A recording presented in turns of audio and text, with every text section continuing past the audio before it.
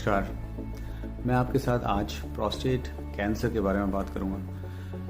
कई लोगों में प्रोस्टेट कैंसर के बारे में, इस खास तौर पे उसकी डायग्नोसिस के बारे में कुछ धारणाएं हैं जिन्हें मैं क्लियर करना चाहता हूं। प्रोस्टेट कैंसर को कैसे डायग्नोस किया जाए,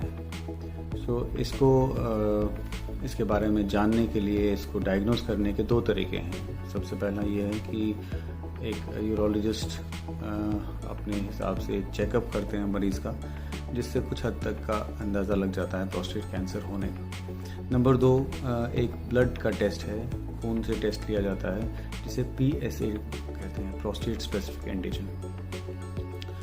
अब ये प्रोस्टेट स्पेसिफिक एंटीजन जो है, ऐसा रिकमेंडेशन ये है कि इसका एक पर्टिकुलर एज में ये करना चाहिए, जैसे 50 इयर्स 50 साल की उम्र के बाद और 70 साल की उम्र तक इसको स्क्रीनिंग के तौर पे यूज़ किया जा सकता है। जैसे अगर किसी को पेशाब के बारे में कुछ परेशानी हो, किसी का फ्लो अच्छा ना हो, किसी का पेशाब बार बार आ रहा हो, ऐसे मरीज़ों में PSA टेस्ट करा लेना चाहिए। इसके अलावा भी 50 और 70 की एज के दौरान एक स्क्रीनिंग के तौर पे प्रोस्टेट कैंसर को डिटेक्ट करने के लिए इसे यूज़ किया जा सकता है। पर PSA टेस्ट के एक तो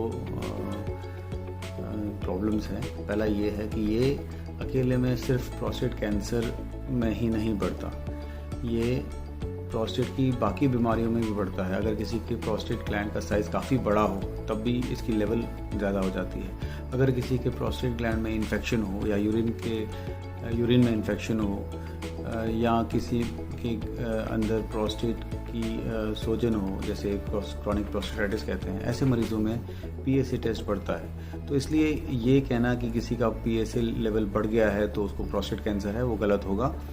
तो PSA टेस्ट सिर्फ हमें एक इनिशियल पहले तौर पे एक सस्पिशन देता है कि हाँ, हो सकता है कि प्रोस्टेट के अंदर कोई मेलिग्नेंसी हो या कैंसर हो। तो ऐसे मरीज़ों का फिर फर्दर टेस्टिंग होती है, जैसे MRI होता है, जैसे प्रोस्टेट की बायोप्सी होती है।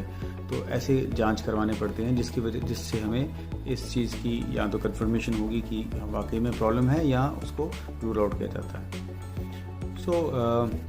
मैंने कई बार देखा है कि कुछ मरीज़ अपने आप ही PSA की जांच कराते हैं और उन्हें रिपोर्ट बढ़ी हुई मिलती है और परेशान हो जाते हैं। ऐसे में मेरी रिकमेंडेशन तो ये है कि आप अपने डॉक्टर से सलाह मशवरा करके ये म्यूचुअल डिसीजन मेकिंग करें कि वही वाकई में PSA टेस्ट करने की ज़रूरत है कि नहीं, और अगर है तो उसकी इंटरप्रिटेशन भी डॉक्टर ही करें, भाई उसकी वैल्यूज़ का क्या इम्पैक्ट है। कई बार इन्फेक्शन के दौरान अगर जांच करी जाए तो उसका कोई मतलब नहीं है।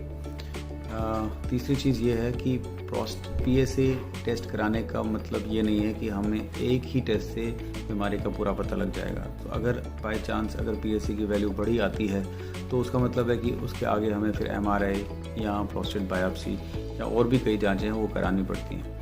इसलिए हमें सोच समझ के ही PSA टेस्ट करवाना चाहिए। रैंडमली 30 साल 25 साल 35 साल की एज में PSA टेस्ट कराने का कोई फ़ायदा नहीं है। सिमिलरली 70-75 साल के बाद भी PSA टेस्ट कराने का कोई ज़्यादा रिकमेंडेशन नहीं है क्योंकि ऐसा देखा गया है कि इस पर्टिकुलर एज के बाद वैसे भी ये प्रोस्टेट के अंदर अगर कोई छोटा मोटा कोई मेलिग्नेंसी हो, कैंसर हो भी, फिर भी उससे आपकी लाइफस्टाइल में कोई अंतर नहीं आएगा, आपकी लॉन्जिविटी में कोई अंतर नहीं आएगा। इन नटशेल मैं यही कहूँगा कि PSA टेस्ट को एक अच्छा टेस्ट है, बहुत ही काम का टेस्ट है, जिससे हम एक प्रोस्टेट कैंसर की बीमारी को जल्दी पकड़ सकते हैं। परंतु इस टेस्ट को जानना और इस टेस्ट को कब करना है, किस मरीज़ में करना है, ये यूरोलॉजिस्ट के ही साथ मशवरा करके इसको करने का डिसीजन लेना चाहिए। धन्यवाद।